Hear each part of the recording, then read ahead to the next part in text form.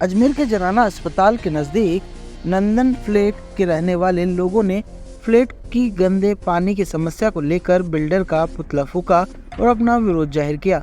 साथ ही उन्होंने कहा कि पिछले 3 सालों से वह परेशान है, लेकिन उनकी कोई सुनवाई नहीं हो रही। पिछले 6 महीने से नंदनम परिसर में सीवरेज के गंदे पानी की समस्या बनी हुई है, जिसके कारण बच्चे बुजुर्ग लोगों को बाहर निकलने में भी मुश्किल हो रही है।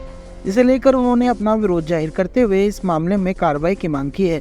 फ्लैट में रहने वाली नेहा भाटी ने बताया कि नंदाराम फ्लैट के ऑनर द्वारा केवल फ्लैट बेचे गए, उसके अलावा तमाम समस्याएं बनी हुई है, जिसे लेकर कई बार उन्होंने जिला प्रशासन तक ज्ञापन दिए और फ्लैट प्रबंधन से भी बातचीत की गई, लेकिन कोई कार्रवाई नहीं हो रही।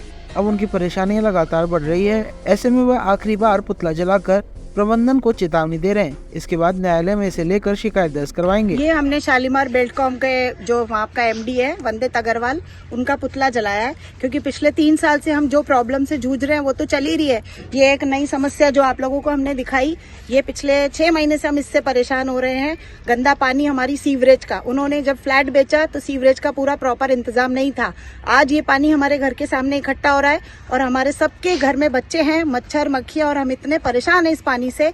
उसको 10 बार बोलने के बाद हमने यहाँ के रहने वाले लोगों को भी बोला तो उन्होंने कोई सुनवाई नहीं करी। आज हार के हमने इसका पुतला जलाया है और हमने इसकी आगे तक अप्रोच लगाई तो उन्होंने ये बोला सिर्फ बिल्डर का काम था फ्लैट बेचना और रजिस्ट्री करा के देना, उसके अलावा बिल्डर हमारी कोई हेल्प नहीं करेगा।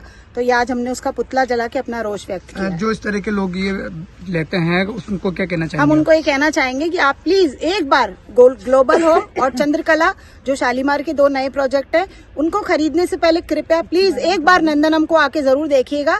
नंदनम का जो हाल है वो आने वाले फ्यूचर में ग्लोब होम और चंद्रकला का भी होने वाला है, तो कृपया आप पहले वो प्रोजेक्ट देखें, समझे, फिर ही खरीदें। अगर अब भी आपकी सुनवाई नहीं की गई पुतला जलाने के बाद भी, तो आगे क्या विरोध रहेगा? देखिए, विरोध तो हम पहले भी दर्ज करा चुके हैं, बात चल रही है केस की, वकील से बात हो चुकी है। फिर भी हम चाह रहे थे कि जो चीज नॉर्मल में सॉर्ट आउट हो जाए, अब नहीं होती है तो फिर हमारा लास्ट ऑप्शन तो हमारे पास है ही, केस करना बिल्डर पे। परेशान हो रहे हैं। ये नंदनम अपार्टमेंट है, हम यहाँ पिछले 3 साल से रह रहे हैं और ये स्थिति आपके सामने है अभी ये पानी की। इसके अलावा बहुत सी समस्या है बिल्डर के साथ में हमारी, लेकिन ये इसने इतनी बड़ी समस्या हमारे सामने खड़ी कर दी है।